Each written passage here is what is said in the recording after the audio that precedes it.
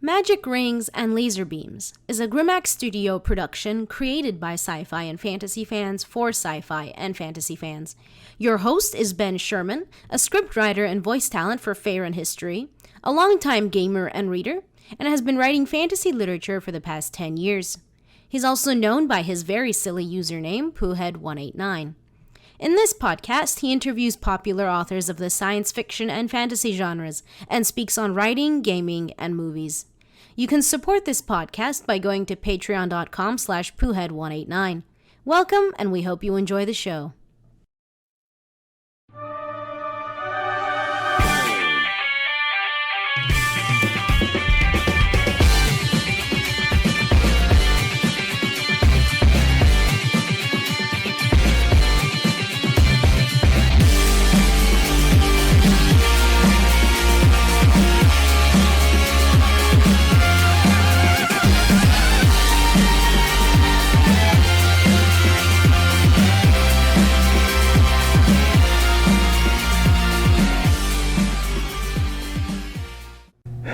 And we are back. Hello everyone, welcome to Magic Rings and Laser Beams, and today I'm going to have a very special guest, Graham McNeil.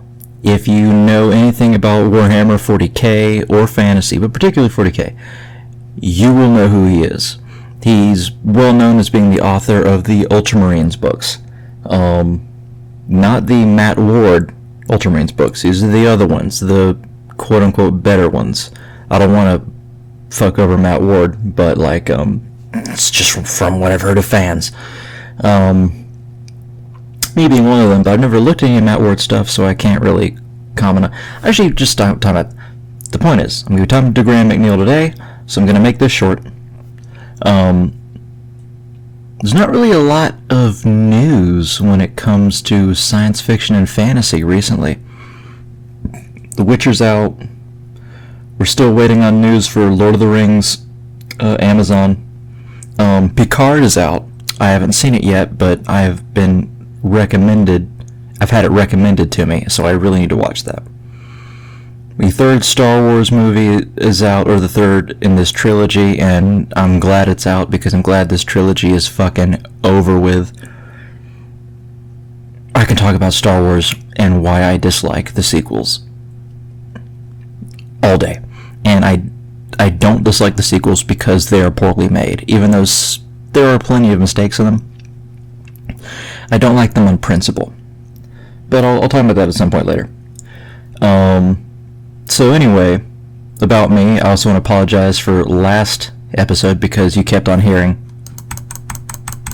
when I was playing Total War Warhammer, and even though I felt like most of you didn't care, and you'd listen to the interview anyway, it's still kind of trashy, so I apologize.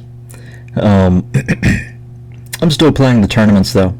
I was going to play tomorrow's tournament, which is Sunday the 16th, but I decided I'll just take a break this weekend. I don't want to get up at 10 in the morning to fight and not win a tournament. I mean, I might get a few wins, but I'm not gonna win that fucking tournament. The players play so weirdly, is the thing.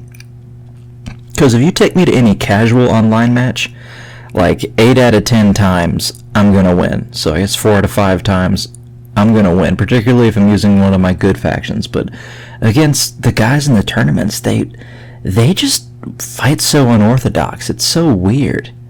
Like, I had a guy used the greenskins, and he narrowly beat me. He did beat me, but it was really close. It was really fucking close, and I was winning at some point. But he used the greenskins, and he started out by pushing forward his artillery like 100 yards in front of his infantry, and just tried to batter me down. And that didn't really hurt me too much, but it made me feel like, well, what do I do? Do I move now? Because, like, I was the dwarfs, and dwarfs can't move quickly. And then I thought, like, you know what, I guess I will attack him. But then he attacked me from behind, then I stopped it, and then he attacked me from the front, and then I stopped it, but after a little while, it just went south on my end. But it's just like, they just do weird things. And so what I've learned over the past 3 weeks of playing tournaments is don't try to counter your opponent so much as pick a play style that you think will win regardless of situation. So you pick a play style that you're good with and then go with it. I mean, obviously try to counter them a little bit when you begin the game before you start actually fighting each other, like with your units, but don't go hard on it, or else you won't win, because they will not be what you expect that they will be.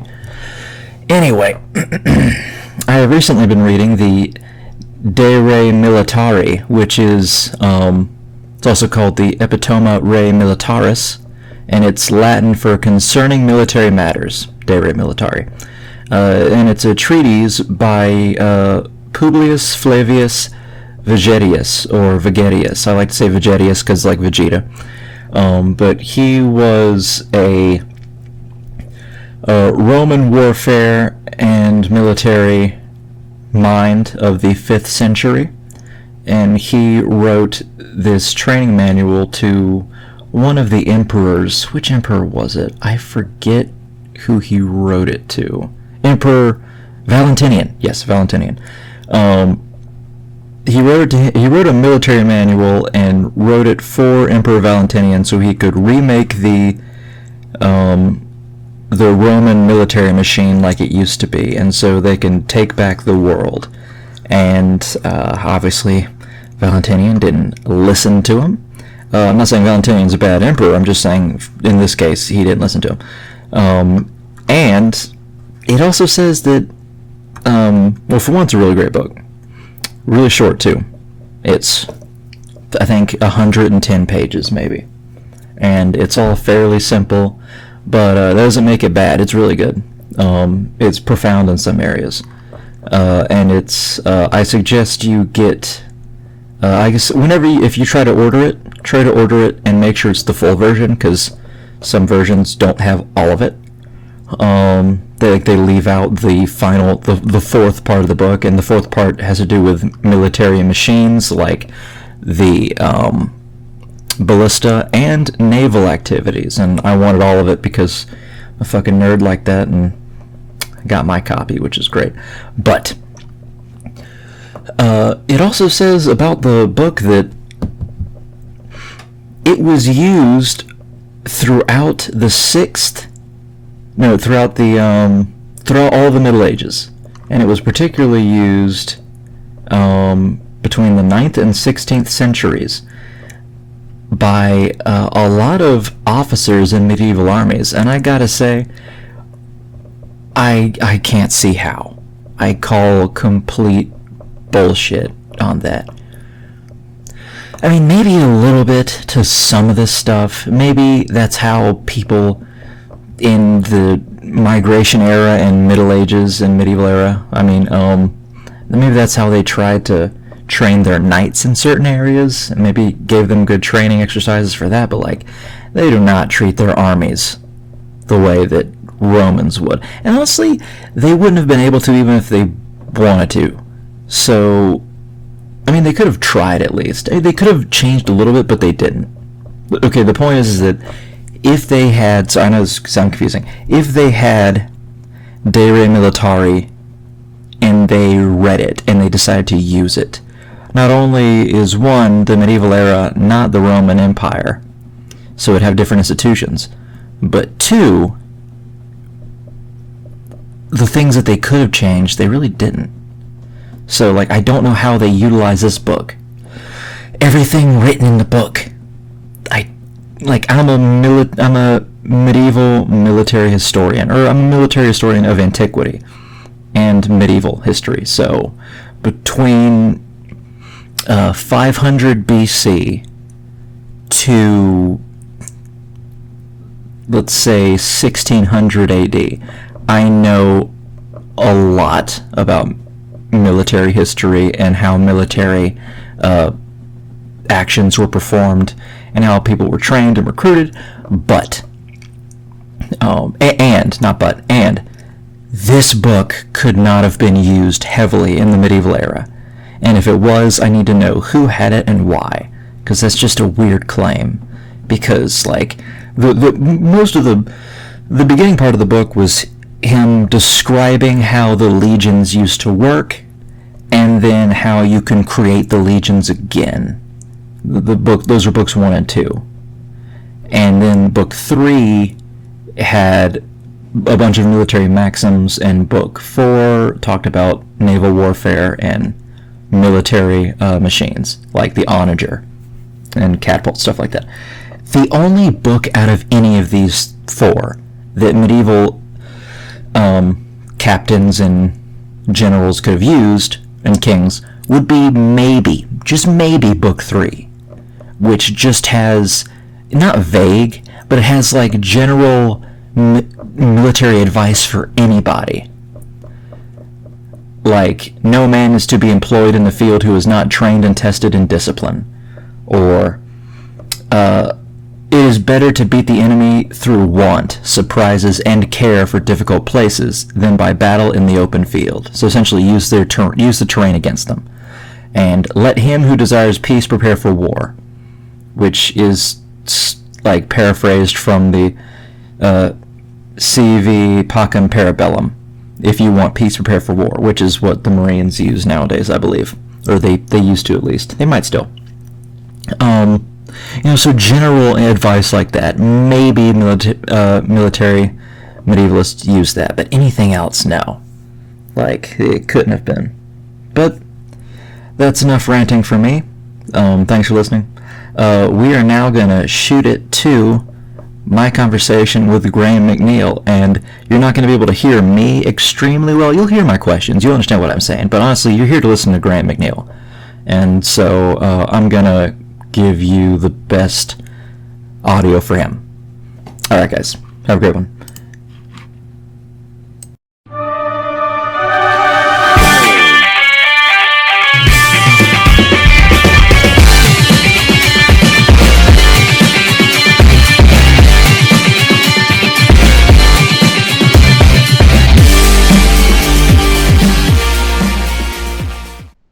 Hello, everyone. Today I'm interviewing Graham McNeil. I've been waiting to do this interview for a while. I've been a big fan of yours for years after finding the Ultramarine Omnibus. But if you would, could you please introduce yourself for people who don't know who you are? Certainly.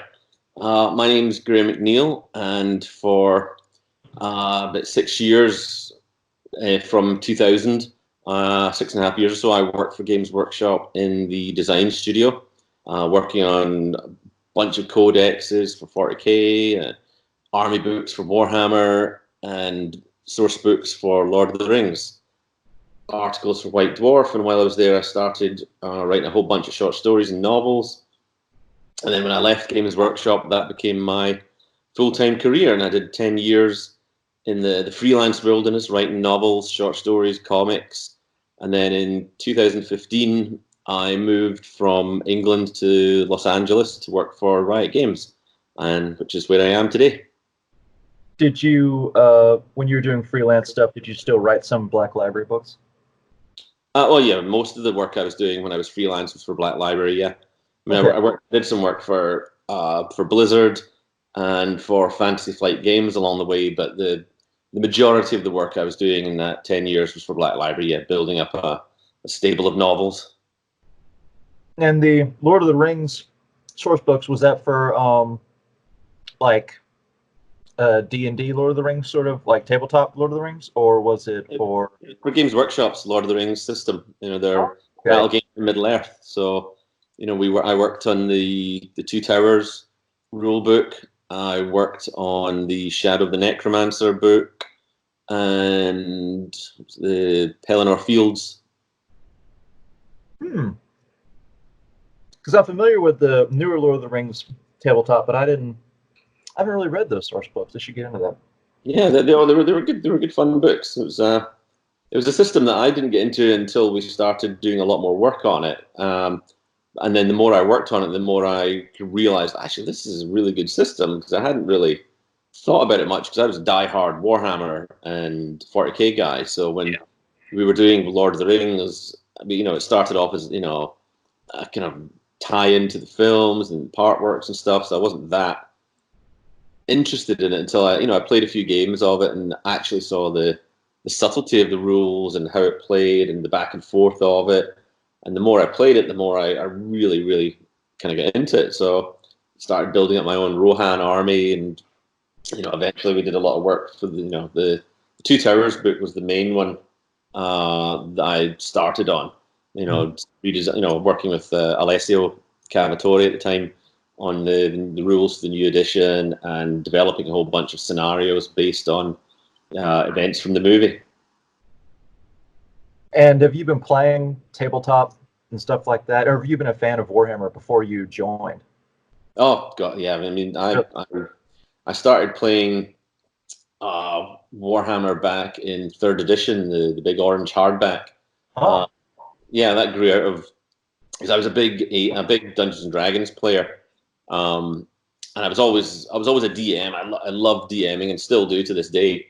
I used to run a whole bunch of scenarios for my characters, and the more scenarios I ran, the more ambitious the adventures got. So we eventually moved on from dungeon crawls to big, Fate of Nations style adventures, where the characters were involved in those sort of things. And most of those campaigns would either have or lead up to gigantic battles, and of course, RPG systems are not built to handle that level of combat. So I ended up getting the AD&D battle system, which was not great, but it did the job, and it had a ton of counters in it, which is what we need before we had any miniatures. We used a lot of them. And then I started getting some miniatures. Somebody told me about this shop in town in Glasgow, Games Workshop, and you can get toy soldiers from there. So, really? Oh, okay, let's check that out. And I played a couple of games in the store. The guys there introduced me to this new game, Warhammer. And then that was the leap off the cliff, and then I was diehard Warhammer player for years and years, and until like mid '80s, this newfangled sci-fi version of it came out that was supposed to be a wee flash in the pan. It won't be anything. It'll last for a year or so, then I'll be back to Warhammer, and oops, no, not quite that way. So yeah, no, I've been what would that have been? I think I was about 14 or 15 when I started playing 40k, and I was about 11 or 12 when I started playing Warhammer, and never looked back since. It's about my age when I started reading the books, honestly. When did you start writing, and how did you end up at Games Workshop? I mean, I've to sort of paraphrase the beginning of Goodfellas, it's like ever since I can remember, I've always wanted to be a writer. Right. My mum and dad tell stories that I don't remember them happening, but I'd be telling everybody that I met when I was a kid. I was going to be a writer. I was going to be a writer, and I wanted to write stories. And I would, maybe it's the factor of being an only child. You start making up stories to keep yourself amused and so on. But I was always writing little stories here and there. And I remember standing up in primary school or elementary school when I was primary 4, so I'd have been about 9 or something by then. My teacher got me to stand up front because I'd written this story about a giant octopus attacking a fishing vessel sort of thing. So she made me read that out to the class because she thought it was really good. And I think ever since then, I was running kind of like D&D without actually realizing it a while, because I was making up all these stories, and all my school pals would be like, "Oh, so what happens next?" And I would kind of be making it up on the spot. Then this thing happened and that thing happened, and they'd want to know what was next. And eventually it's kind of morphed into this, elementary school level D&D without realizing you're playing D&D. Yeah. And they wanted more, and I was like, the stories I was kind of writing in my head, and the mini adventures I was running, I ended up writing a lot of them down. And I've just always loved, I've been reading 2000 AD since I was a kid, and I always loved the stories in there and wanted to create my own ones. And D&D and latterly, later on, Call of Cthulhu adventures were great ways of channeling that. So I would write a story that my players would play and so on. And then when we were playing more war games and stuff like that, and the role playing things sort of took a little bit of a back seat while we were doing that. We loved playing the games, and they were great. But I was always a little bit, not unsatisfied isn't the right word, but I was always felt a little bit hollow that, okay, well, you brought your army, I brought my army, we fought, there's a winner, loser, end Right. of. I always wanted, like, well, why are we fighting? Rather than just this arbitrary objective on the tabletop, it's like, okay, well, who's your commander? What's my commander? What's the story? Why are we fighting? And then what are the consequences of that battle? How can we push that forward into the next game? So it ended up being, after, a year or so of playing, I had folder upon folder of stories about why this battle was fighting, what the planet was, what the objectives were, who the commanders, the captains, and the heroes and villains were, what the consequences of the outcome of that game were, and that fed into the next one. And before I actually knew that that's what I was doing, I was essentially running a narrative campaign for all the folk in our group who played, because most of the time it was me and there's a mate of mine back in the day, Gary. We used to play a lot, and he was my only opponent. And all my other pals would come round and say, "All right, we're going out now, and what are you guys doing? What's this thing you're doing?" And oh, you nerds, sort of thing. And then, next week they'd come around and they'd watch us playing, and then there's sort of hesitant little, can I have a game? Yeah. And then before you knew it, we had like 6 or 7 players in the neighborhood, and we were all collecting armies and playing games and so on. So the stories all grew out of that, to the point of, I had reams and reams of these things, and people were like, "These are actually pretty good. You should maybe do something with it." So I ended up trying to actually thread that all together into like a coherent story, which was, looking back on it, it was a complete mess and everything, but there was something there anyway, so that I felt, actually, maybe I can do something with this. But then, like real life intruded, and it was time to like finish school and go to college and what have you. And at the time, I had that sort of thing drummed into me. It was like, well, you've got to get a proper job. Writing about space wizards and goblins and starships and dragons, nobody makes a living out of that. So, okay. So went to university, but kept on writing, and I ended up, I wrote the first half. Well, no, the first half. I wrote the first part of a trilogy, the first book of a trilogy, a 40k trilogy, while I was at university, which was, probably not the best use of my time when I was at university as far as getting a degree in architecture was concerned. But it, whetted my appetite enough to want to do it. And then, I graduated, got a job, which I did not like very much at all. And then one of the days when I had a really, really bad day of work, and I came out of the office going, I hate this, I cannot do this for the rest of my life. But what the hell else am I going to do? Went down to the shop underneath our, the basement, not the basement, the ground floor of our office that we were above, picked up a copy of White Dwarf. And that month there was an advert for a little quarter-page advert for a staff writer at the design studio. So I was like, well, might as well apply for it. The worst they can say is no. Right. And luckily, 2 interviews later, they did not say no. They said, yes, come aboard.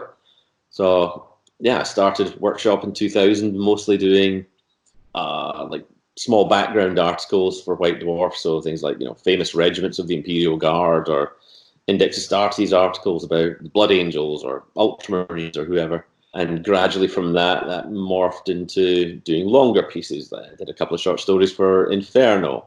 Then I ended up doing much more games development. I started off doing all that's not fair. So I did some additional rules and extra stuff for Inquisitor alongside Gav Thorpe. And then from there, I ended up working, leading the design, the writing on a bunch of the codexes. And Phil Kelly, Andy Chambers, and I we did the Demon Hunters Codex, and we worked on the Tau Codex, and then it just went on from there. And after doing 2 or 3 short stories for Inferno, Mark Gascoigne was the head of Inferno at that time, or Black Library at that time.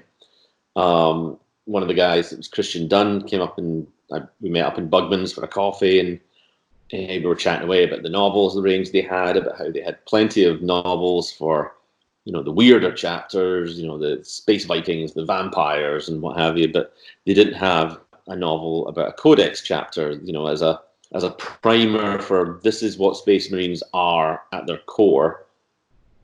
Could you do one for us? And I was immediately at that point, I was like, oh, yeah, Ultramarines, please. Because I was very much of the opinion that, because I knew, that there was that much more prevalent at the time, that idea that, Ultramarines are boring. I was like, no, they're not.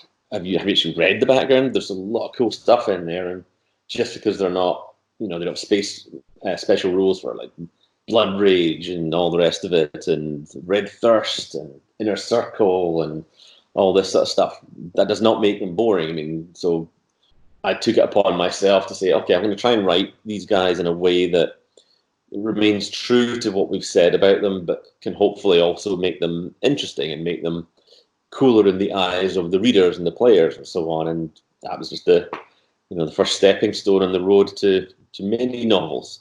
But yeah, I mean, which is a long way of saying, yes, I have always written stories, either in my head or on paper. So yeah, and I've just, hopefully honed my craft over the years just by doing it a lot and getting a lot of people whose opinions I trust to read all the stuff I do and listening to what they have to say. It's usually how writers get better, honestly, just continuing to do it. Absolutely. It's the way you get better at anything, is keep doing it. I also, I was rereading the omnibus, the first omnibus at least, for the interview, and I think you had a little bit of the, you showcased some of the prejudice against Ultramarines there. Not that you have, I mean, like, that others would have it, because I think when they were on the Iron Warriors planet and Hanso was like, you must be an Ultramarine. What happened? Did you like forget to salute during your parade or something like that?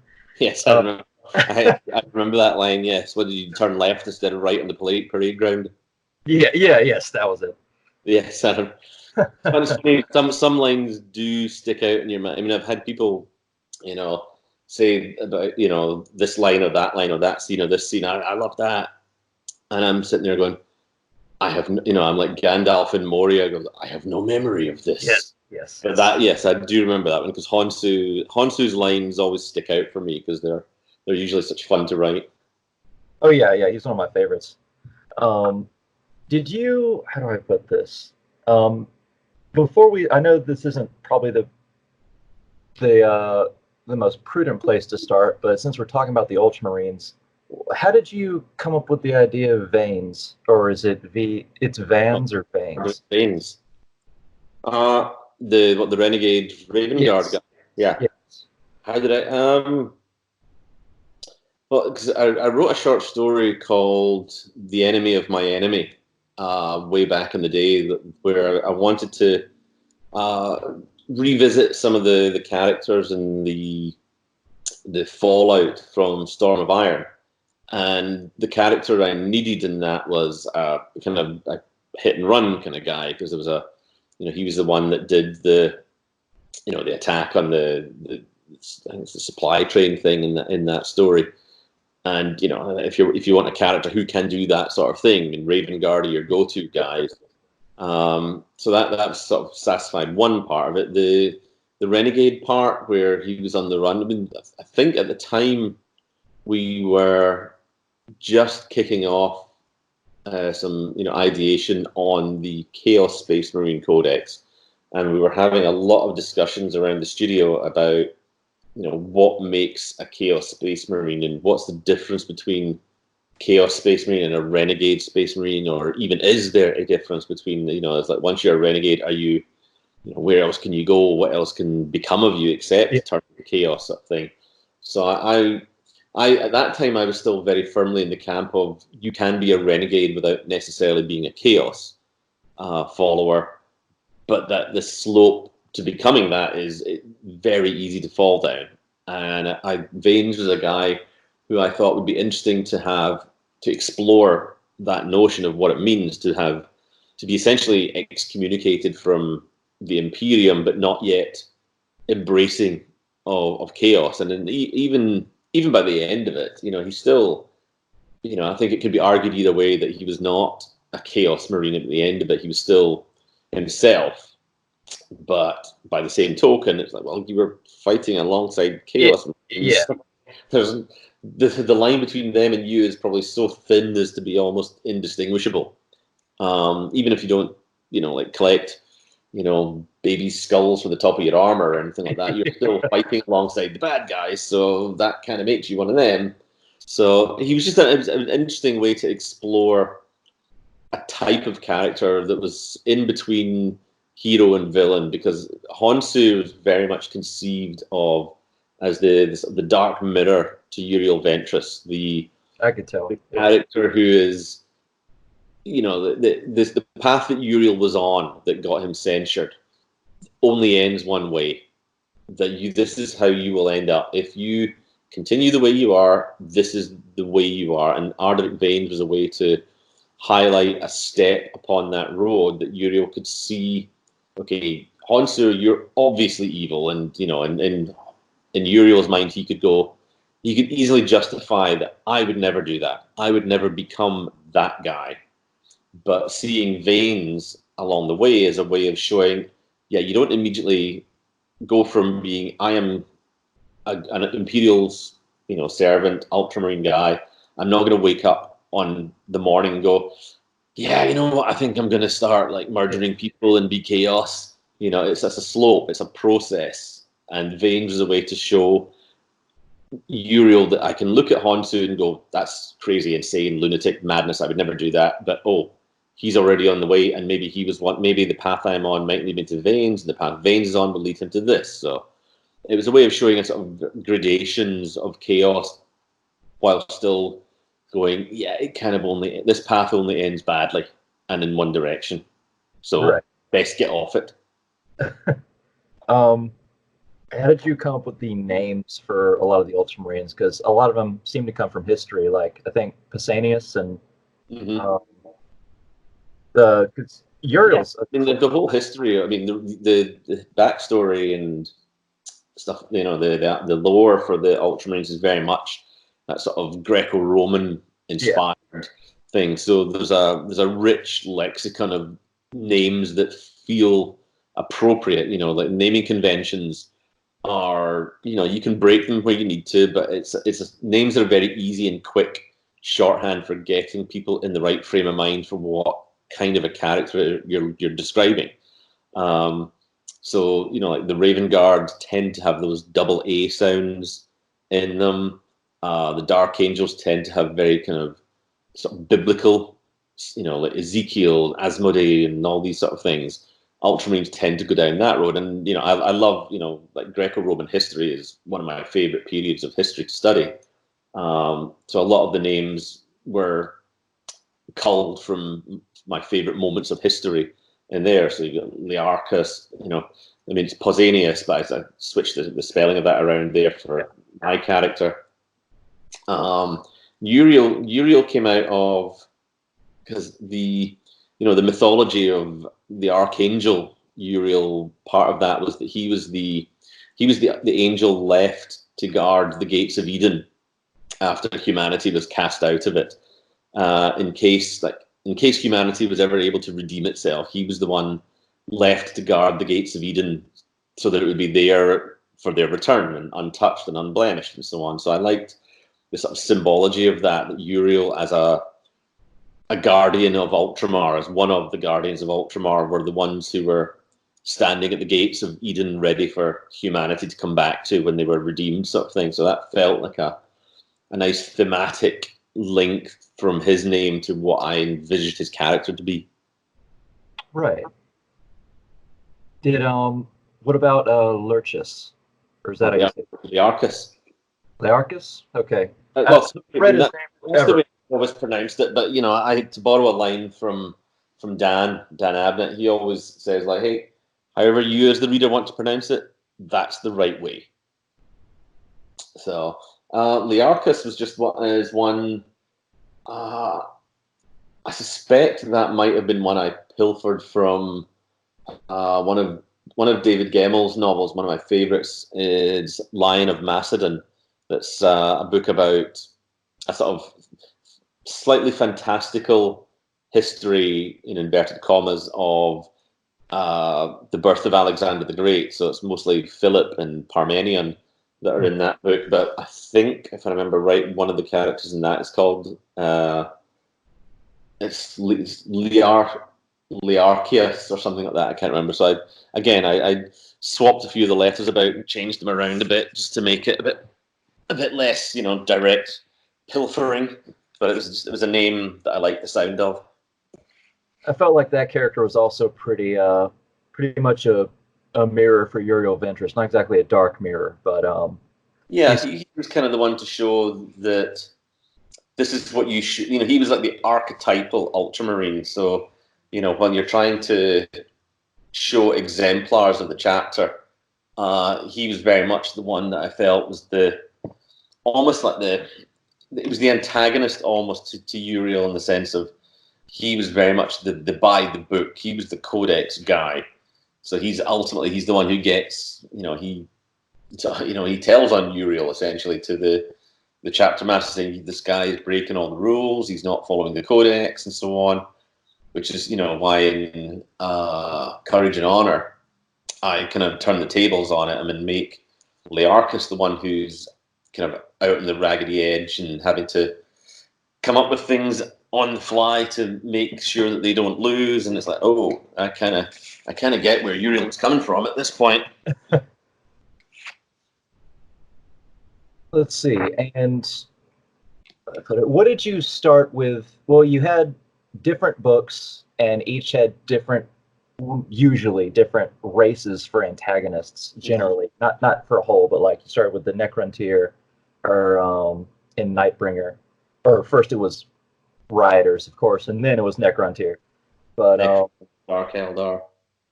Yeah, and then Dark Eldar. Did you just kind of think like who would be a cool enemy for them to fight, or did you sort of have a plan for future books and you wanted to? Not really. When I wrote Nightbringer at first, it was without any thought to the fact that there might be other books. Nightbringer was the first novel I ever wrote, so I was kind of like, I hope I get to do another one, but if I don't, it was conceived pretty much as a standalone book. And as far as enemies went, the Dark Elf, with a name like Nightbringer, it was obviously going to be Necrons in there, because we were, if I remember right, we were either just about to start or we're working on the first, the third edition Necron Codex, because there's a lot of, in the earlier books, certainly there's a lot of synchronicity between the books that I was writing and the codexes or army books that we were creating in the studio, because whenever you were working in a codex or army book, the sort of the unspoken kind of, not rule as such, but thought process was that if you're working on a codex and you don't want to collect that army at the end of it all, something's gone wrong. Right. If you're not enthused about, my God, this army is so cool, I love the art and the models and the rules and the background, I have to have them, then something's gone wrong, because you should want that at the end of each process. And a lot of the stuff that we or others in the studio were working on at the time was like, oh man, that's so cool. I love, like, say, the Guardians of the Forest, my Wood Elf novel.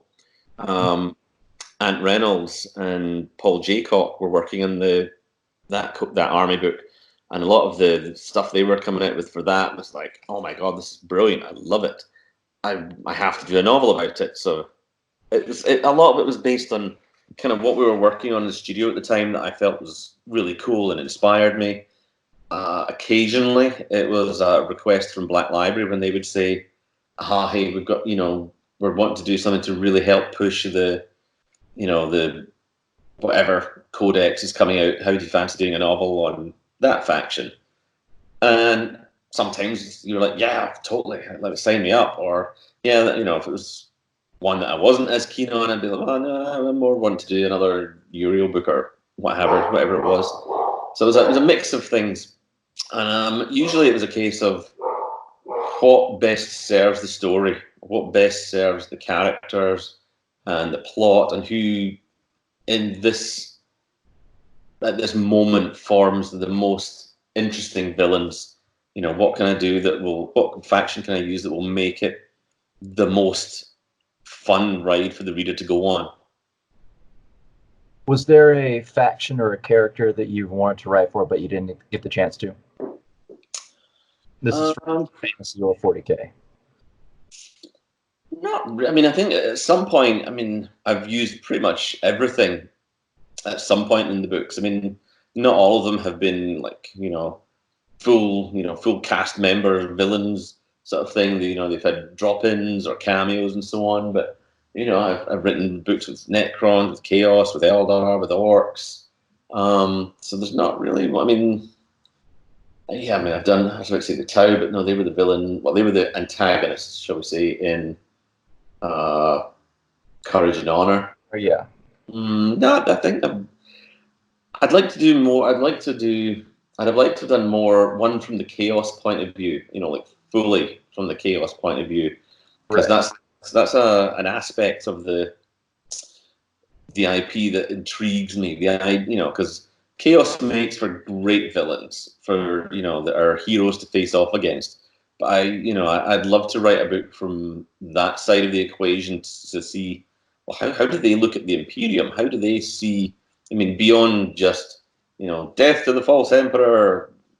How do they live? How do they function? How does a chaos army hold itself together? How does a world taken by chaos actually function in a way that they can supply arms and material and food? And what's life like under chaos occupation? What do they think of an Imperial Space Marine as, like, deluded fools? Or I don't know. As I was saying, that's something that is hugely fertile ground to dig into, and we've done that in some, like in Dan's book Anarch has some great stuff on there, and what's the other one, Traitor General, when they're on the world that's taken by chaos, has a great representation of what it's like to live on a world that chaos is in control of.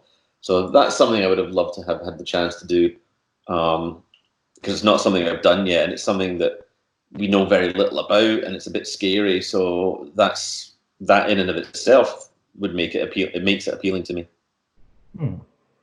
Any for fantasy or? Fantasy. I mean, I did the one that I would always want to do was the Great Empire novel. The Empire set in the time of Karl Franz. The Empire at the height of its powers, with all its provincial armies, and Nagash in the south and orcs in the east and what have you. Before set before the end times things all kicked off. I planned to do it because I've done the Sigmar trilogy, which is the birth of the Empire. So it was an Empire novel, but it didn't have all the trappings of the Empire. So there was no wizards, no engineers, none of the things that we immediately thought of when it came to the Empire. None of them existed at that point in the time. Yeah. So I always wanted to go back to there and do a proper, big, meaty Empire novel, but the world blew up before I got there. Now that you're working for Riot Games, does this mean that you don't write anymore for Games Workshop, or? Certainly, my output has got a lot less. Yes, because back in the freelance days, I was, that was my full-time job. I got up, took at that point took Evan to school and Amber to nursery. Anita would go off to her job, and I would spend the rest of the day writing. So whereas now, the kids are older, they're both going to school. Getting to and from work means my window to write has shrunk considerably. So I kept my hand in for a bunch of time. So I've had some new releases. Like their Sons of the Selenar just came out. Mm-hmm. A bunch of stories, short stories and stuff. Like Warhammer Horror came out. There's some stuff I wrote a while back that is going to be coming out later on this year. So yeah, I'm keeping my hand in here and there, but obviously, given it's not my full-time job anymore, and right, it's my output has dwindled somewhat. But there's still stuff to come. Don't worry about that. hopefully, I was about to say, hopefully there is because of the old world um, announcement. Yeah, yeah, the old world returning. I'm not quite sure. I'm not sure about that. You know what that means in terms of the world that was. Is it being reborn? Is it existing somewhere else? Are we winding the clock back, or what have you? I don't know, but it's exciting anyway. Oh Because yeah, much as I think the Age of Sigmar setting has really, really grown into itself and become something incredibly interesting. I still have a hankering. I still miss the old world because it was great fun to write in, oh yeah. and it was. I have a lot of fondness for it. Even like I say, even as Age of Sigmar has proven itself to have legs and depth, I still miss the old world. Same here. I agree. Um, you've written a lot of Space Marine codexes. What chapter do you like the best, if you could even choose? I mean, beyond the Ultramarines, as far as Yeah. an experience in the the writing and the creation of it, I'm going to have to say Black Templars. Okay, yeah, because that's Uh, my favorite chapter. oh, there you go. Then we can be friends now. Mhm. Yeah, that was such an amazing experience in terms of the creation of that book because I worked hand in hand with Mark Gibbons and the because he and I had been friends for years before that. We're still friends now. He lives like 40 minutes south of us in Los Angeles, so we still see each other regularly. Yeah, he and I worked really closely on that, developing like concepts and ideas and lore and background, and it was an absolutely harmonious process because Mark's a lovely guy and he's great to work with, and he's got more ideas than you can fit in a single book. The Black Templars could have had 10 codexes with the amount of stuff we were creating for them and the amount of concept art that Mark drew for it. You'd get concepts for, I think it was Grimaldus, and the stuff he'd drawn. We were looking at it going, I mean, this is brilliant, but there's enough ideas in this for 10 models, let alone one. So Right. as far as a creative process going, Black Templars was my favorite. We had such a blast on that, such fun developing the ideas and the rules and the codex and working with the miniature designers to get some great models out of it. And yeah, that was tremendous fun. Okay, that's. I mean, I was hoping you'd say that, but I didn't want to. Didn't want to say it 'cause- Yeah, I mean, all the chapters have, there's a reason why they've endured for so long because they all have something something. uniquely appealing about them then that appeals to a certain type of person, of personality, of gamer or painter or collector. Each of them has got something unique to them that satisfies that particular need. Um, and of all of them, Ultramarines appealed to me just because their background, their color scheme.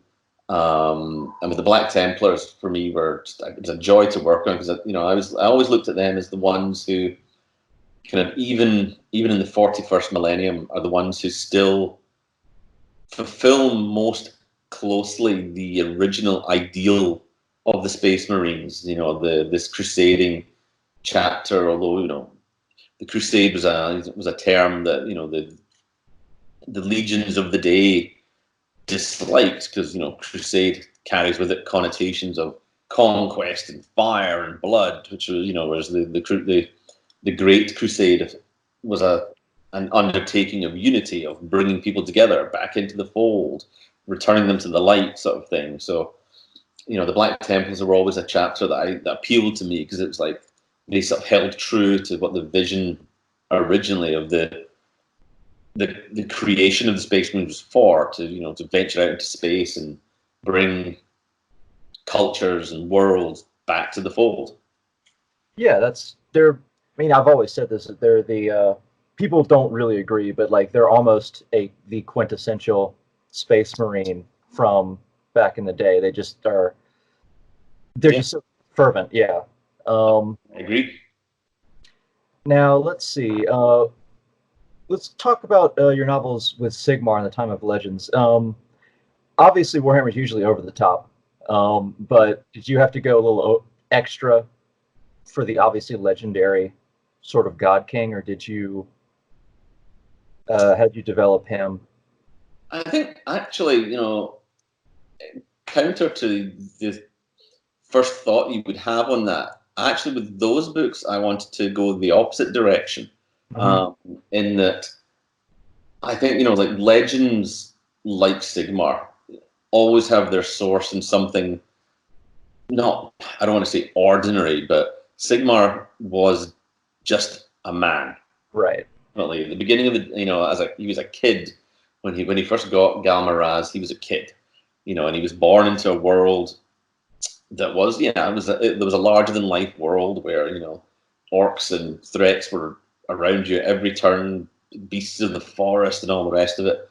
But what I was more interested at was getting to the character beyond and behind the legend, and taking that down to showing the fact that that to become a legend, what the more interesting arc of the journey was taken back to something almost ordinary, and then seeing how somebody like that could become the God King, who's somebody who could become a being venerated by all the people of the old world. So I kind of, certainly for the first book, and about the first half of the second book, I dived down a lot of the more over the top fantastical elements because, like I say, I wanted to probably ground Sigmar as a human being. I mean, other than he was courageous, he was a warrior and so on, but that wasn't anything exceptional back then. And amongst his people, amongst the Underogan and all the tribes of the old world, everybody was a warrior, brave and fought and so on. I mean, the thing to me that separated Sigmar from the others was the fact that he had vision. He was able to see beyond the sort of the petty tribal squabbles, to think bigger, to think, well, yeah, it's always been this way, but does it have to be? Can we not evolve beyond that? Can we not maybe not fight each other and trade and become brothers and friends and extend our power beyond just this little bit of the forest where our tribal groupings meet? So because that was, they were books, they were a chance for me to sort of channel my, inner Robert E. Howard and bring out that sort of Conan-esque vibe to things. When the properly monstrous turns up, the first book is very much about the establishment of the empire, the staving off the orc invasion, Right. and bring the peoples together. The second book is, okay, you've got an empire, now you have to hold it, and that was the introduction of chaos and the incursion from the north. That was the first, not the first, but certainly it was one of the biggest intrusions into the world of something otherworldly, of something more dangerous than just physical threats like the orcs represented. This was threats of a spiritual nature, of a corruption that could take the empire away from you from within, that that had access to demons and magic and all that sort of thing, things that the empire at that point doesn't have. And then the third book against Nagash, it was that was when things go completely like, okay, everything gets turned up to 11. So you've got Arm of the Undead, you've got the Lord of the Undead himself, and so on. And it's usually what happens when Nagash enters. Yeah. Yeah. So it's a ramping up of these things. All right. You wrote The Ambassador in Urson's Teeth, and that was probably one of your earlier works, I think. Yeah, about my third or fourth novels, maybe. It was around then, yeah. Yeah. But before we get into that, I myself haven't read them. I've read a lot of your work, but not them. I really want to, though, after learning the synopsis of it. But I heard that Archaon is sort of the background sort of threat, and I had thought that Archaon had showed up at the Storm of Chaos in 2008. When did y'all develop Archaon as the Everchosen? Oh no, he's been around for a while. I mean, I was still, yeah, because I didn't leave Workshop till 2006. So, I mean, again, Dan and I have worked pretty closely on a bunch of novels that we've ended up linking together or having sort of thematic crossovers. And he'd not long written Riders of the Dead. So Archaon was certainly in the mix at that point. So, like early 2000s, Archaon was certainly. I mean, he was in the. I think he was in he was in the Warhammer Armies Chaos Warriors Codex back then. Yeah, the Ambassador ones were ones like when at that point when we were still sort of in the early stages of Black Library, a lot of and before I'd written quite as many novels as I have now, I used to sort of I'd do a sort of state of the nation kind of search, and I'd look at all the books that we'd published, see, okay, what settings haven't we seen 100 times? What character archetypes have we not seen 100 times? Where are the gaps? Where are the characters, the settings, and the styles of plot that we haven't seen in a long, long time? So the Ambassador books were a response to my looking at, okay, well, Kislev has always appealed to me. I love that setting. Yeah. We've barely set in it. I mean, I think Beast Slayer, I think, was the only book we'd set in Kislev at the time. And I've always had I've always had a fascination for that sort of, white blanketed winter Cossacky steppe style of writing, by fire and sword type thing. So I thought, okay, Kislev, we've not seen that before. I'd love to do something with that. And as far as the character of Caspar von Velten goes, I say, well, all the characters we've done so far have all been, mighty thewed warriors of, in their prime, and guys and gals who are the best at what they do and all this sort of stuff. So I thought, well, it'd be more interesting at this point for me. How about we do like a guy who's being put out to pasture, who's old, who's past his prime, who thinks this is his last swan song before the curtain comes down. So putting like a setting we'd not seen before and a character type we'd not seen before just felt interesting, because I always look for gaps and things that we haven't seen before to do. So that was the sort of thinking behind those ones. And I like and novels set in cities, like medieval-y fantasy cities are always fun to do, because you can get right into the guts of that culture, because when you've got your characters moving between cities out in the wilderness, that becomes the character of the story, whereas setting it in the city allows you to really breathe and bring all those characteristics of a culture, and dial them up to the max again. So Right. all the Kisleviness was turned right up in that novel, which was great fun to do, because I've got a real soft spot for that kind of period of history and bringing that in a sort of magical way to life. Wasn't the main character, wasn't he a general before? He was he's an ex-general, yeah. So again, he could hold a sword and knew which end of it to stick in the enemy, but he wasn't a warrior. He wasn't a swordsman or a bladesman or a bounty hunter or a crazy killer like that. He could fight, but he was more of a leader of men, as opposed to the guy who would be in the front ranks.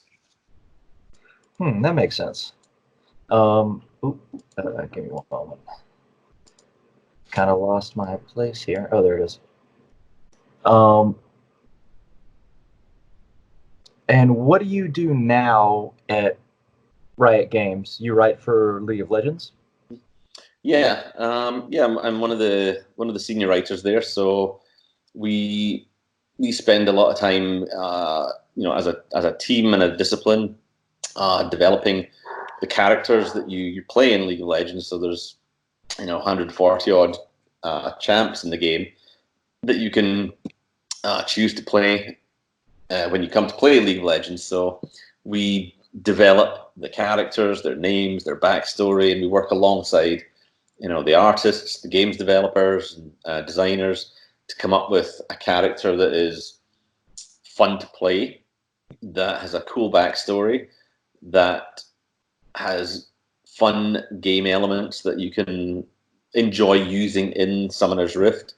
And it's a very much a, like we call it the DNA, so design, narrative, and art, and all three of them need to work together. So we're all split off into various teams doing different things, but one of the things is developing champions and coming up with their backstories and so on. For a number of years, I was in the world building team. So because when I joined Riot, a lot of the details of the world of Runeterra were a little bit sketchy, and we didn't really know a lot of how the world worked, what its legends were, what its history was, what the cities in it were, what the people were like, what their shape language for their weapons and their cities were. So we spent a lot of time building those things out and building up. Well, what is Demacia? What's its history? What's its culture? What's its people like? What do the high class dress like? What do the commoners dress like, and so on? And it was specific enough that it felt like you understood what that culture was, but it was also broad enough that it was literally the DNA, so that we could give all these like folders and files to another team throughout Riot, and they would have enough from this to be able to build their own cool stuff, but it would still be thematically cohesive with what we had done and what others were going to do. So because you could have three teams that wanted to use Noxus in something they were doing, one of our factions, and they might all develop it in wildly different ways. So our team was tasked with making a sort of cohesive background and lore and IP for each of the factions that we could then distribute amongst the other teams, so that everything would be not the same, but you could see the connected tissue between each team's output. They think, yeah, that's definitely Demacian, that's definitely Nox, that's definitely Shuriman, and so on. So we did that for many years, writing like short stories, writing character bios, developing the world, and we had a ton of artists in our team who would draw out, this is what a typical Demacian soldier looks like. This is the shape language you would find in their architecture, their weaponry, and so on. So we did that for many, many years. So there's all sorts of things. So there's characters, the world, the stories, and we're doing a TV show, Arcane. So we're writing episodes for that. So it's a very varied thing. There's no really one day or one person in the narrative discipline that ends up doing the same thing every day or from week to week or from person to person. But any team that requires narrative support, we can be matrixed onto that team to help them. So is Arcane from the League of Legends universe? Arcane is an animated TV show that's set in Piltover and Zaun, which are two cities in Runeterra, which are kind of one is a sort of cool clockworky steampunk city, and the one below it, Zaun, is the very sort of it's the chemtech, slightly grubbier underside of that, and it's about the friction that exists between those two cities when some of the champions in our game start to come into conflict with one another. Because I never actually, no, I have heard of it, but I didn't know that was for Riot Games.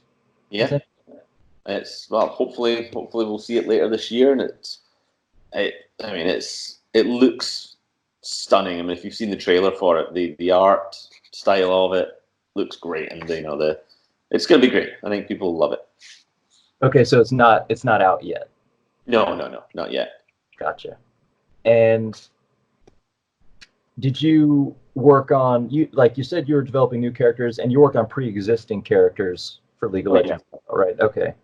Because my favorite character has always been Warwick. I use him often. But let's see. But you also worked on so the setting in the background, and just to go back a little bit to 40K, you wrote some Horus Heresy novels as well. I've written a few, yes. Was it Horus Rising and False Gods? Dan Abnett wrote Horus Rising. Okay. Then I did False Gods, which is the book that came after that, so the second one in the series, yeah.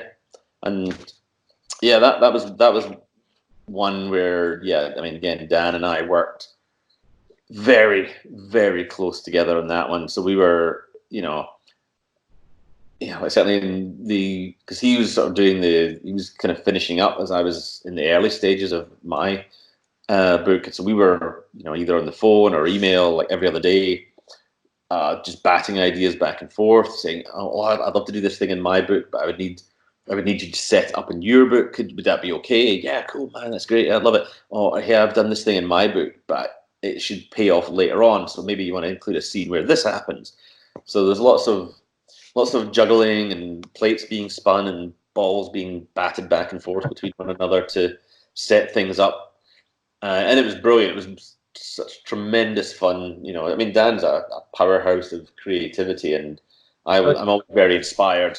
Even to sort of work in the same vicinity of him, let alone a follow-up book. But yeah, and that was simultaneously amazing and terrifying because we were getting to play with the biggest toys in the box, and there latterly, I think there became a lot more expectation of them than we felt at the beginning, because it was like we kind of looked at these books as, well, it's another series we're going to do, same as like a Warhammer or 40K. This is Heresy, so it's just another series of books.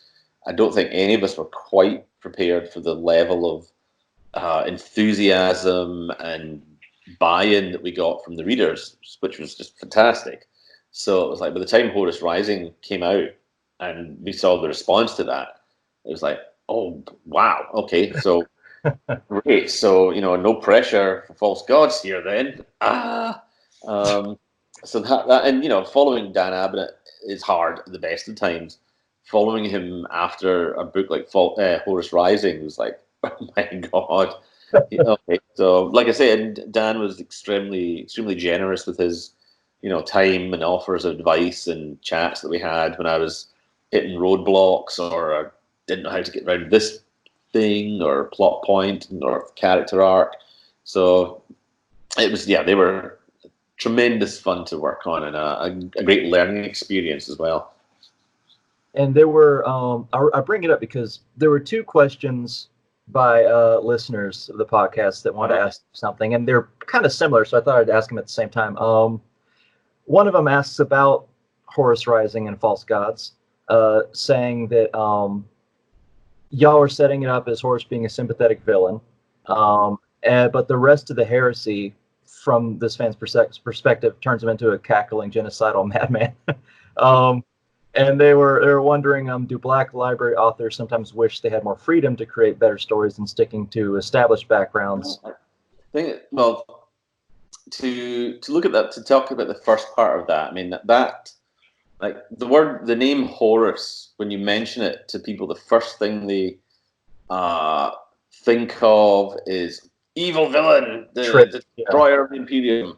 So it was a real surprise to all of us when we read Dan's portrayal of Horus, because we were like, oh, I love this guy. He's awesome. I would march into hell at his back. What? Oh my god, this is great. But wait a minute, Horus is the bad guy, and then you have that sort of mental sort of reset where you have to go, yeah, of course Horus should be awesome, because his fall doesn't mean as much if he's already an asshole. Right. He's got to be he was the Emperor's right-hand man. He was the best and brightest of them, the shining star at the Emperor's side for so long, so that the idea of him turning felt like such a body blow. And I tried to maintain that in False Gods, that we still liked Horus, and I wanted the readers to be reading the book at the point where things start to go off the rails, to have them like screaming at the book, going, "No, turn back!" We wanted the readers to be willing Horus not to fall, even as they knew he would. Yes. And different authors have different portrayals and means of doing that. I mean, I certainly after False Gods, I'm probably mistaken here, but I don't remember. I didn't deal with Horus much as a character in many of my follow-ups. He was there, in the background or as a presence, So I think in Fulgrim, he's there briefly, and he's still at that point in his he's still recognizably Horus as we knew him. He hasn't Chaos hasn't fully got the foothold in him to make him the monster that he becomes. And I think the next time I developed him or wrote him with him being more than just a walk-on part was in Vengeful Spirit. And for that one, I very much was attempting to kind of recapture some of the feelings of who Horus was when we met him in the earlier books. Because, yeah, I'm not a fan of the cackling, mustache twirling villain.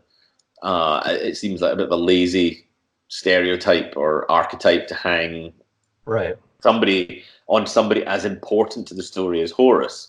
But you know that as the story goes on and as chaos worms its way deeper and deeper into his heart, that is inevitably the path he will go on. I mean, he is the arch traitor. He is the arch heretic who burned worlds, who murdered millions and turned against his brothers and convinced them all to throw off their shackles of loyalty. I mean, by this point, he's not a nice guy, Yeah. you know.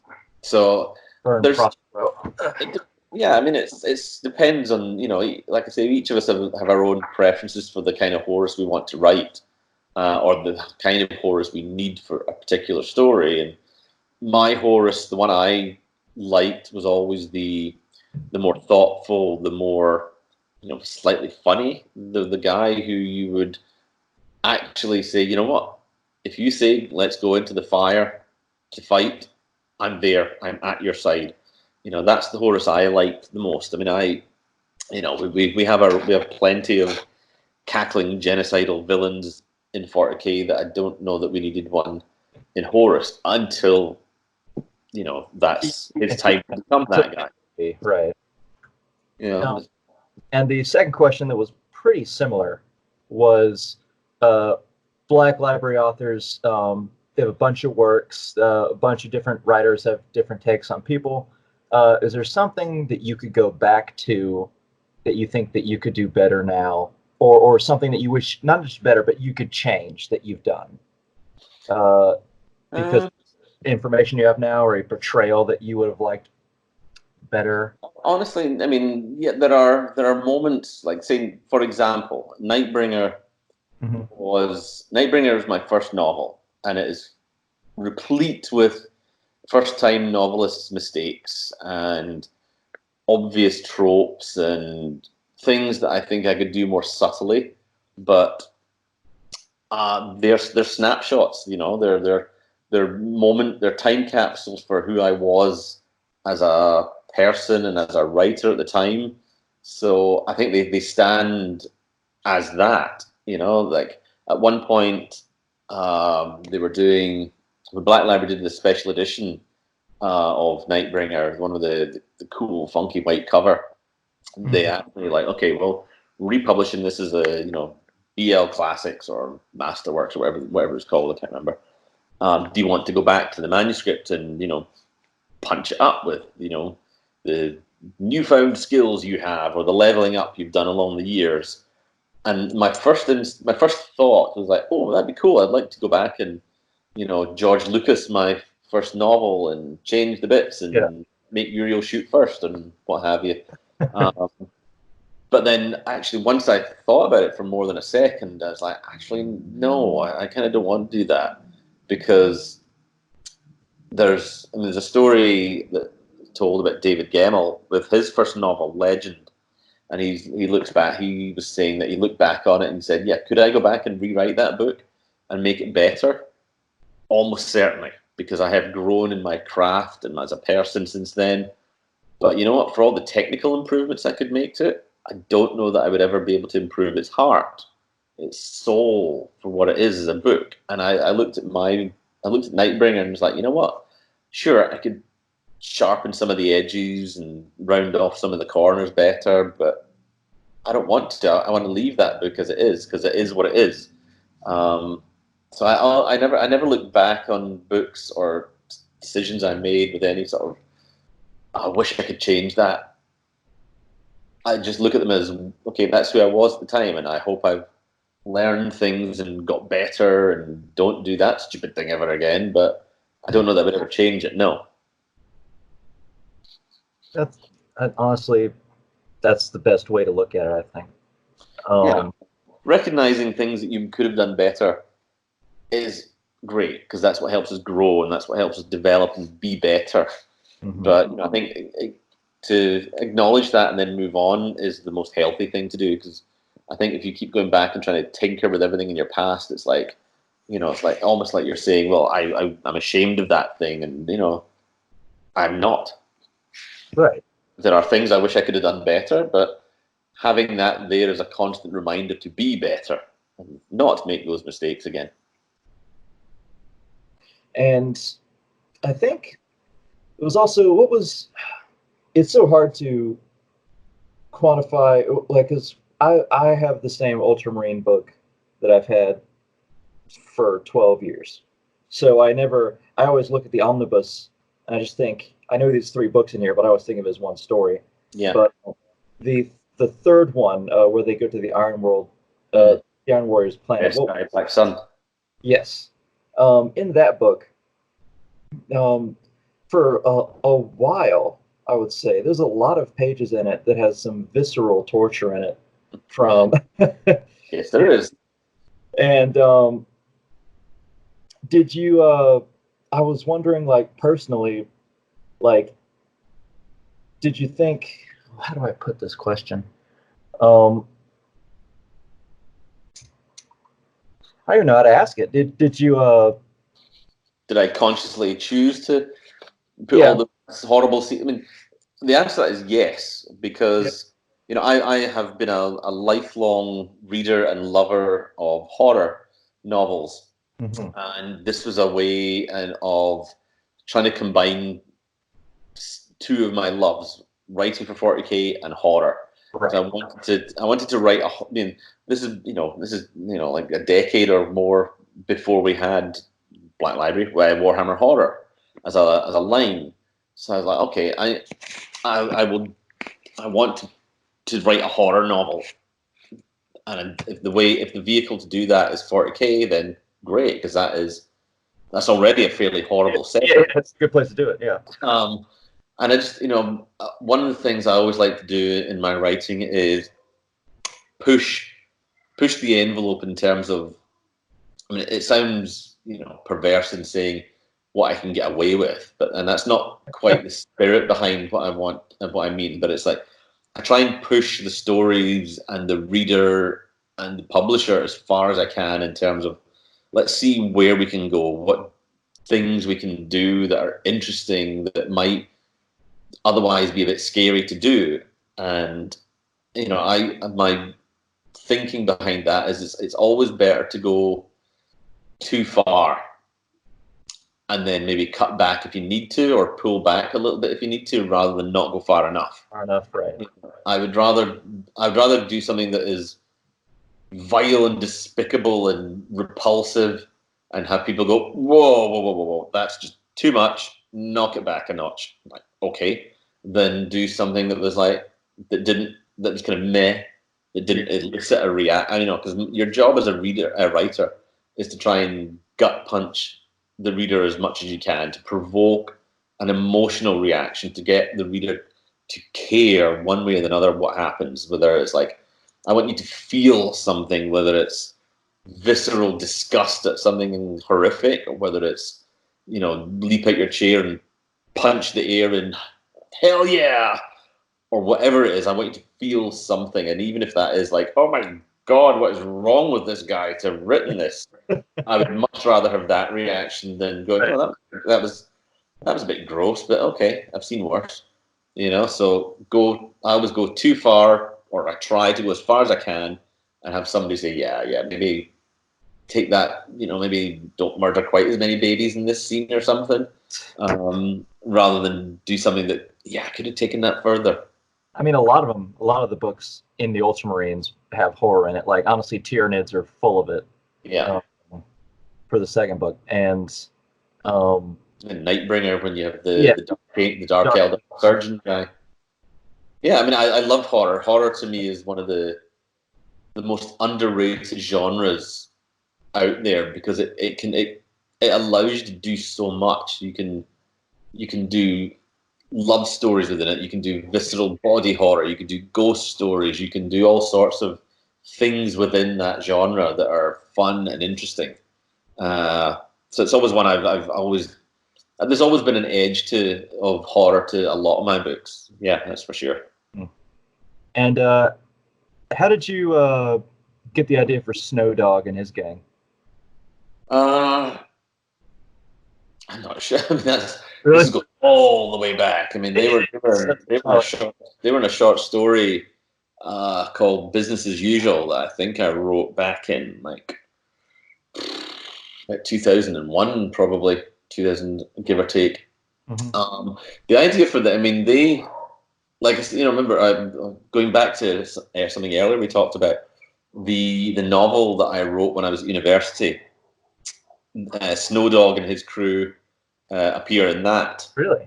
Yeah, and there's a scene, or a big fight scene, chase scene, blah blah blah, that between them and a group of Adeptus Arbites, which I basically repurposed. I sort of went back to that novel that novel I'd written. I mean, a lot of the stuff, it's like waste no part of the animal. So a lot of the bits and the moments and the characters who have subsequently gone on to be, published stories and stuff like that are things I cannibalized from that book. And that, original book I wrote at university, and I plucked bits out of that. I mean, like the Uriel Ventris as a name came out of that original book, because he was originally, I mean, in that book, he was a Dark Angels character. And like Snow Dog came out of, again, I'm a big fan of, there's a Canadian prog band called Rush. Big fan of them. And one of their songs on, I think it was Caress of Steel, one of their old, like 70s prog albums, is a song called Bytor and the Snow Dog. And so Snow Dog was a riff on that. Because one reason why I really like Snow Dog and his gang is because obviously they're self-serving, they're not heroes, but at the same time, near the end of the book, they go from like, let's bring people in if they can pay, and then after that, it's let's help these people sort of thing. It's just I mean, again, one of the essence of a character that is fun to write and I hope fun to read is change. Seeing how the villain becomes the hero becomes the villain, or the amoral, self-serving, underhive gangster finds out that he's reluctantly actually one of the good guys. Yeah. That's interesting. Like if a character goes through the book and does not change or doesn't learn their lesson or whatever, then I'm a bit bored with them, because I'm like, well, what was the point of that journey then? Why did I spend time with this? Unless the point of the story is that after all this, you didn't learn your lesson. Unless that's the point of the story, then I don't see what's interesting about characters like that. With like saying in Nightbringer, I tried to make sure that each story he had or any of the main characters of any of the books have an arc, that they transform at some point along the way. So Uriel's journey in that book was very it was intended to sort of mirror kind of my own at that point. Not that I'm a fighty war guy or anything like that, far from it, but Uriel was thrust into a situation where he had to step up, be the captain, when he had no idea really how to do it. He had no idea how to lead 100 space marines, to be the leader of an expedition, to go to a place, do the thing. And my journey in this book was like, okay, I've never written a novel before. How the hell do you do that? So like, I was discovering how to write a novel, and I was channeling a lot of the feelings that I was having at the time of, what do I do? How do I do this? Can I do this? Into his character through the book. So change is always important for characters, because they need to grow or fail to grow or get worse for the reader, I think, to find them interesting, because that's seeing how these extraordinary events the pressure on the characters defines and changes them is what's interesting, because it's like, you know, a lot of the characters we write about, their character is revealed in stress.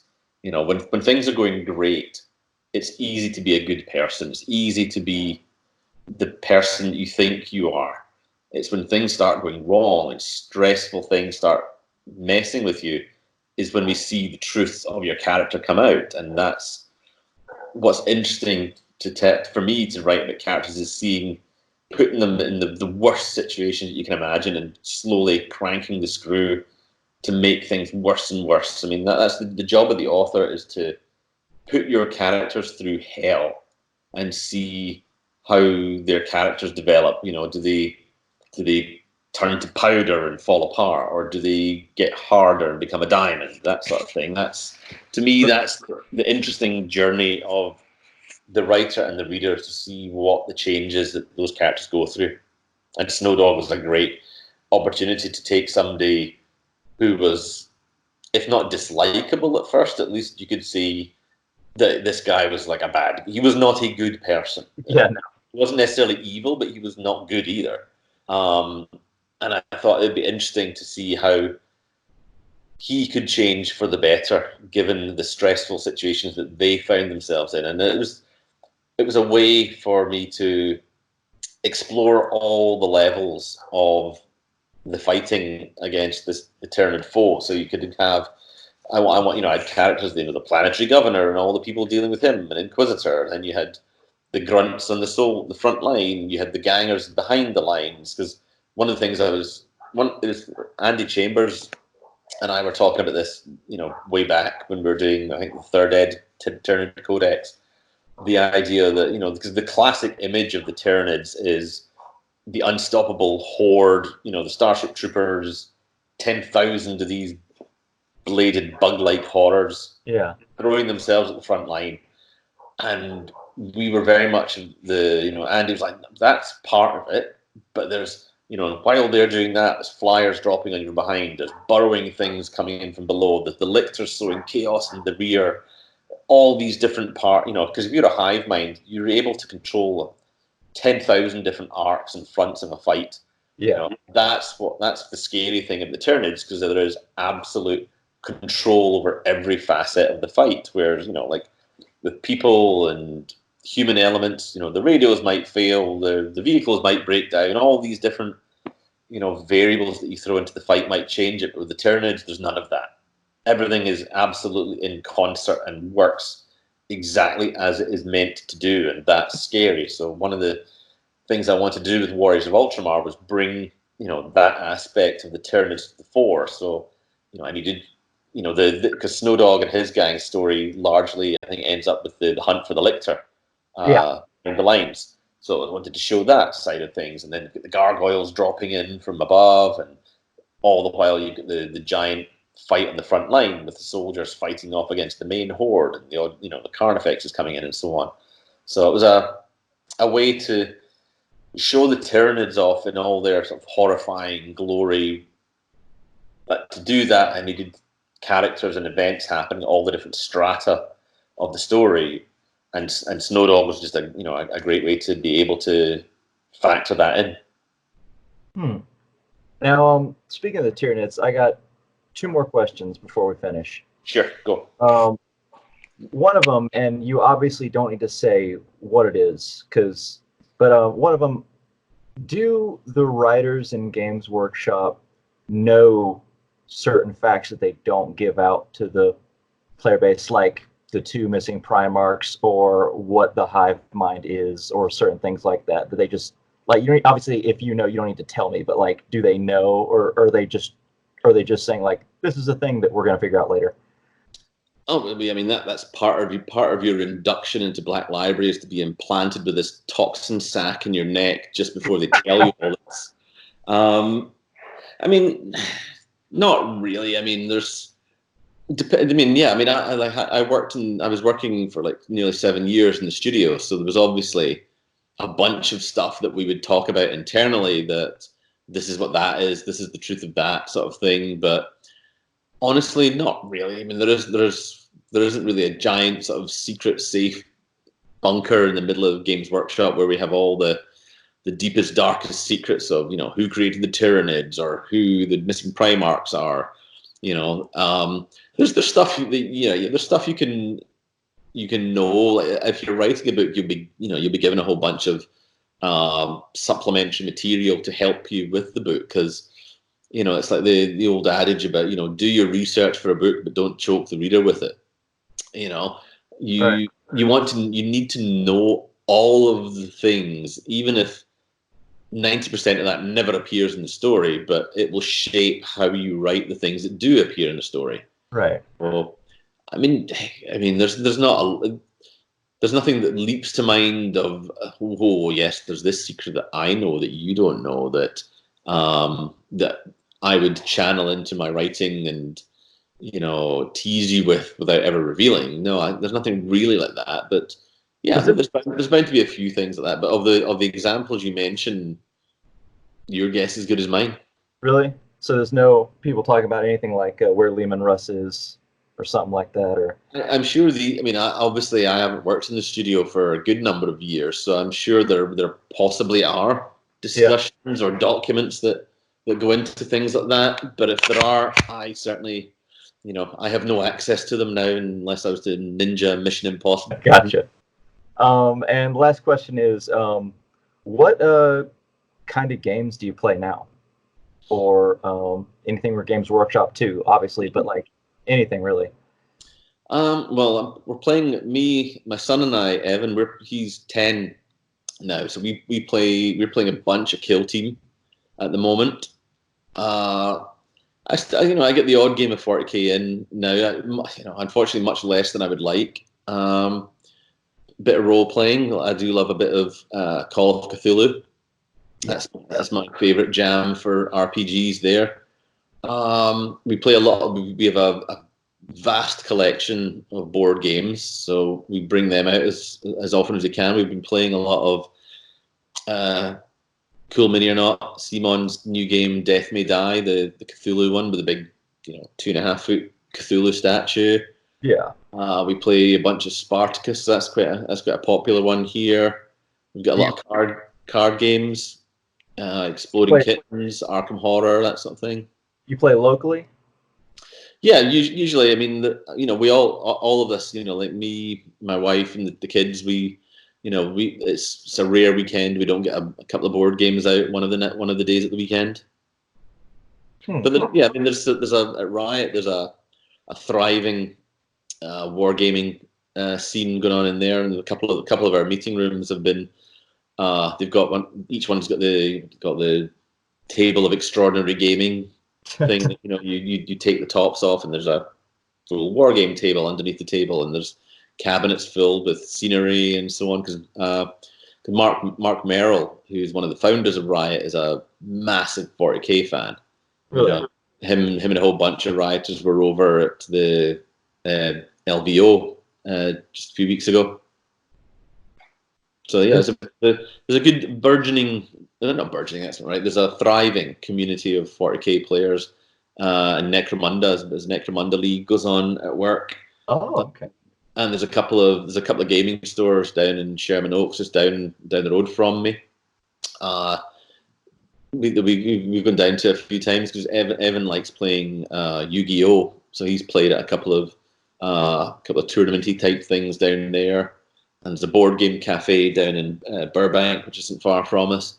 Although we don't often go to that one, just because it's like, well, we have a treasure trove of board games in the house, so it's like kind of don't need to go to a board game cafe to play them all. Yeah. But yeah, I mean, we play a ton of games. There's lots. We've got the Pacific Rim board game, war game thing from Riverhorse. Like I say, Spartacus. Joking Hazard, Hate, that one, got that one from Kickstarter. The Death May Die is a big favourite just now because it's a lot of fun. Lords of Waterdeep, a whole bunch of things like that. Do you ever play any video Games Workshop stuff like Vermintide or Total War Warhammer 2 or? I've stayed away from most of the video game because I love I play a lot of video games. I've got all I love the Assassin's Creed series. Play a lot of them. We're going through Subnautica at the moment, Call of Duty, and so on. I like games with a story to them. So like things that I stayed away from a lot of the GW ones simply because I knew that they would suck me in and I would lose hours and days and weeks of time to them. Yeah. And when certainly when I was a freelancer, it was like, no, if I start playing these games, that's it. That's like I've lost a week and the deadline is not moving. And especially now that the time I have to write is tiny, it's a couple of, it's from like 9 o'clock at night onwards for a couple of hours, couple of nights a week sort of thing. The odds of me getting any writing done if I was to fill that time with video game, like, Total War or anything like that would reduce my writing time to 0. Yeah. Believe me, I can. Yeah, I love games. I'm a dyed-in-the-wool gamer from the earliest of ages to now, and I love playing card games, role-playing games, tabletop war games, video games. It's just, like I've got to try and, balance that with the fact that, I need to actually write some stuff now. Yeah, you have a family, you have a job, you need to write. Yeah. Evan's a huge fan of Overwatch, so I get a lot of that recently. Well, not really. The last years has been, Reaper and Reinhardt and Lucio and Diva and all the rest of it.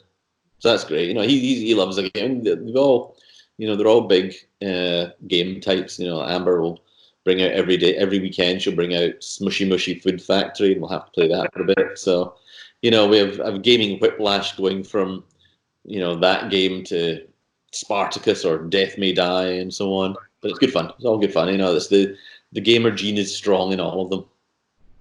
Does Evans play on the PC or? No, he's a console guy. He's an Xbox guy. I'm a PS4 guy. I mean, I don't have both. I got Xbox, but I also got PC, obviously. So I've been Xbox for years and years, but then I bought, finally, not caved as such, but I finally bought a PS4 when The Last of Us came out, and I was like, I need to play this game, and I will buy the console simply for that game. Yeah. But then I play most of my stuff in PS4 now just because I like the controller better, and I can charge it up rather than having to constantly keep getting new batteries. Oh yeah, yeah. You can get wired ones, but it's just you got to look. You really do, yeah. So. Yeah. But yeah, that's all the questions I have for today. Awesome. And the last question is, what kind of games do you play now, or anything where Games Workshop too, obviously, but like anything really? Well, we're playing, my son and I, Evan. He's 10 now, so we're playing a bunch of Kill Team at the moment. I get the odd game of 40k in now. Unfortunately, much less than I would like. Bit of role playing. I do love a bit of Call of Cthulhu. That's my favorite jam for RPGs. There, we play a lot. We have a vast collection of board games, so we bring them out as often as we can. We've been playing a lot of Cool Mini or Not, Simon's new game Death May Die, the Cthulhu one with the big 2.5 foot Cthulhu statue. Yeah. We play a bunch of Spartacus. So that's quite a popular one here. We've got a lot of card games, Exploding Kittens, Arkham Horror, that sort of thing. You play locally? Yeah, usually. I mean, we all of us, like me, my wife, and the kids. It's a rare weekend we don't get a couple of board games out one of the days at the weekend. But there's a Riot. There's a thriving wargaming scene going on in there, and a couple of our meeting rooms have been. They've got one. Each one's got the table of extraordinary gaming thing. That, you take the tops off, and there's a little war game table underneath the table, and there's cabinets filled with scenery and so on. Because Mark Merrill, who's one of the founders of Riot, is a massive 40k fan. Really? Him and a whole bunch of rioters were over at the LVO just a few weeks ago. So yeah, there's a good burgeoning, not burgeoning, that's not right. There's a thriving community of 40k players, and Necromunda, as Necromunda League goes on at work. Oh, okay. And there's a couple of gaming stores down in Sherman Oaks, just down the road from me. We've gone down to a few times because Evan likes playing Yu-Gi-Oh, so he's played at a couple of tournamenty type things down there. And there's a board game cafe down in Burbank, which isn't far from us. Although we don't often go to that one, just because it's like, well, we have a treasure trove of board games in the house, so it's like kind of don't need to go to a board game cafe to play them all. Yeah.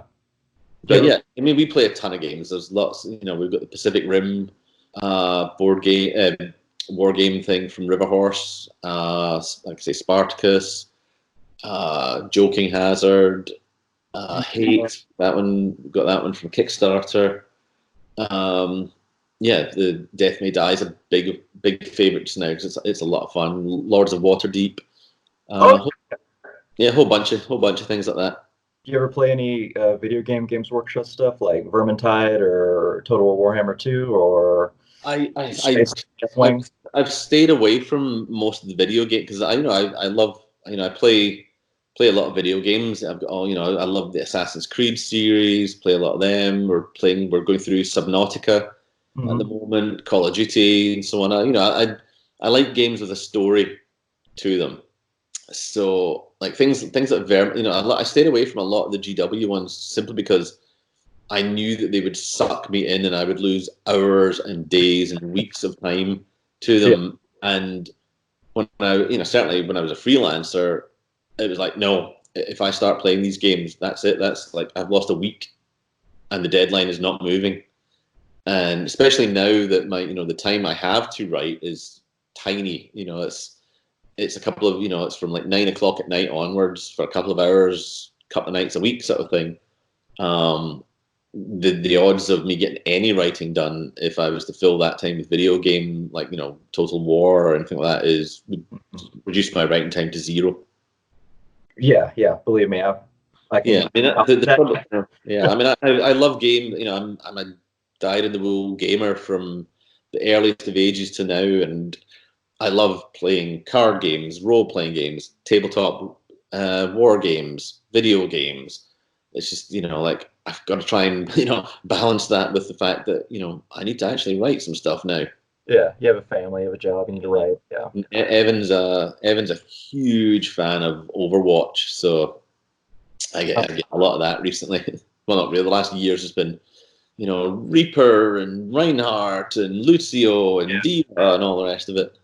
So that's great. He loves the game. They're all big game types. Amber will bring out every weekend. She'll bring out Smushy Mushy Food Factory, and we'll have to play that for a bit. So, we have gaming whiplash going from, that game to Spartacus or Death May Die and so on. But it's good fun. It's all good fun. It's the gamer gene is strong in all of them. Does Evans play on the PC or? No, he's a console guy. He's an Xbox guy. I'm a PS4 guy. I mean, I don't have both. I got Xbox, but I also got PC, obviously. So I mean, I've been Xbox for years and years, but then I bought, finally, not caved as such, but I finally bought a PS4 when The Last of Us came out, and I was like, I need to play this game, and I will buy the console simply for that game. Yeah. But then I play most of my stuff on PS4 now just because I like the controller better, and I can charge it up rather than having to constantly keep getting new batteries. Oh yeah, yeah. You can get wired ones, but it's just you got to look. Yeah. Really do, yeah. So. Yeah. But that's all the questions I have for today. Awesome. I appreciate it so much for you joining because I've been wanting to do this for a while because I'm still in the first season, but I haven't done an interview in a while except for one since. Other than the one I did a few weeks ago, I haven't done it since November or something like that. So hopefully I wasn't rusty. No, it was good. It was good fun, good questions, and it was very natural. So yeah, it was good fun. I enjoyed that. Thank you.